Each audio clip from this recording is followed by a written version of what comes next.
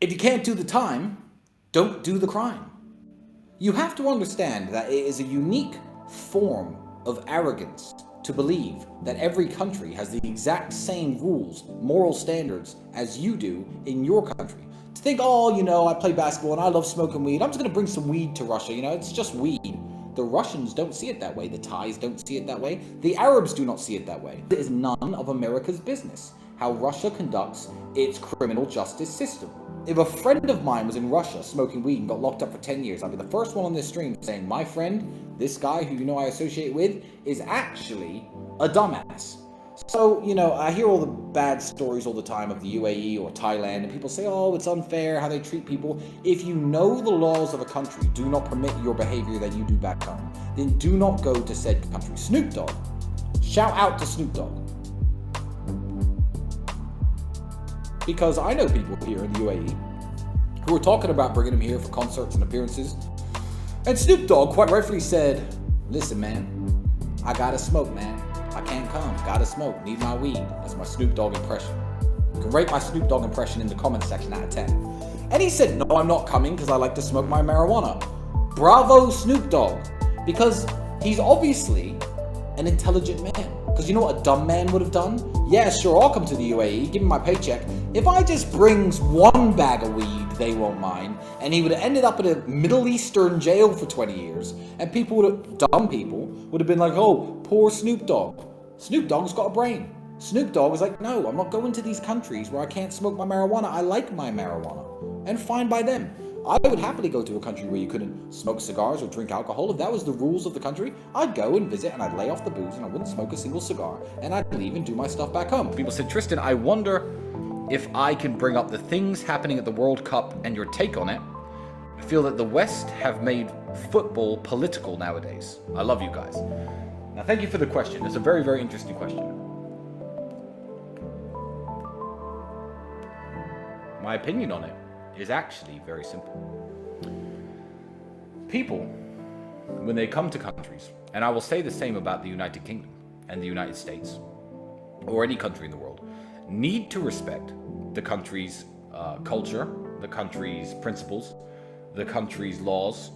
If you go to Singapore, you're not allowed to have chewing gum, for example. Chewing gum is illegal. They don't like the way it sticks to the streets. It makes garbage cleanup more difficult. They've made chewing gum illegal. Now, I could say, oh, well, we chew gum in my country. I'm going to go over to Singapore and chew gum. Good. I hope they throw me in jail. And I hope they throw any people like that in jail who are openly disrespecting the laws and rules of a country. The West, you have to understand, is not a moral superpower.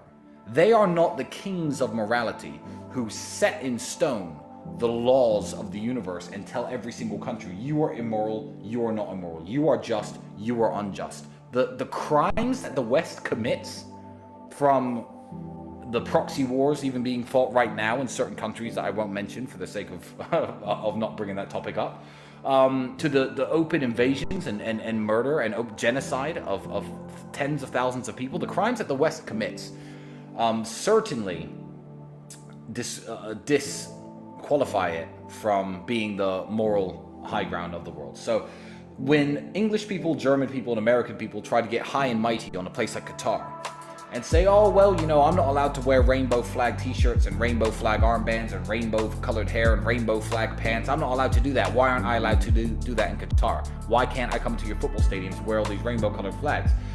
The thing is about this, in the Middle East, privacy is very, very respected. There are lots of gay people who live in Dubai. There's lots of gay people who live all throughout the Middle East, and they go to their houses behind their closed doors, and their business is their business. And people have been living like this for a very long time. I believe that if you are trying to wear a rainbow t-shirt to a Qatari stadium, you are openly provoking the Qatari people. And the Qatari people have the right to tell you to go home and to change your t-shirt. Because if all you have is rainbow t-shirts, if every day you wear rainbow t-shirts, if you have a rainbow, if your face is tattooed with a rainbow, and you got that rainbow tattoo 30 years ago because you like the story of Noah's Ark and the rainbow being a symbol of God's covenant with man, I'm sure they'd be more accepting. If rainbow flag colored t-shirts were all that the British wore, or all that the Germans wore, if it was the fashion in England and Germany to wear these things, but it's not. Nobody ever wears these things. So when you're doing it at their stadiums and trying to get into their stadiums and get to their football games and get seen on TV with your rainbow colored flag, it's a virtue signal in the most ugly and promiscuous and exorbitant way. You should not be doing that to the Qatari people, and you are an idiot for putting them in the position for having to tell you to go home and change your shirt. So I believe that it is open provocation on the culture of Qatar. I believe that if you have the intention of coming to Qatar and trying to virtue signal in this way, don't. Stay at home, watch the football games at home, wear your rainbow t-shirt at home. It's no problem. I don't understand why you try to do this to another country and another country's culture.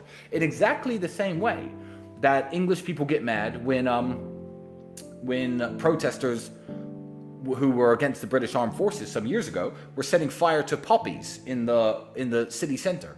If you buy a poppy in the city center, the World War I memorial decoration, the small red flower, for those of you who don't know what that is, and you go home and light it on fire, no one's going to arrest you and no one's going to care. But when you openly provoke the English people in that way, they have the right to protest and get mad at you and throw you in jail. But the English people don't do that, of course, because England's too soft. But yeah, don't go to Qatar and provoke them, and don't think that your countries are the arbitrators of what is moral and what is not, because the behavior of the Western countries, especially throughout the last 40 or 50 years, has been some of the most disgusting and some of the most immoral behavior anywhere on the face of the planet. So these people aren't the boss. So take the t-shirt off and go home.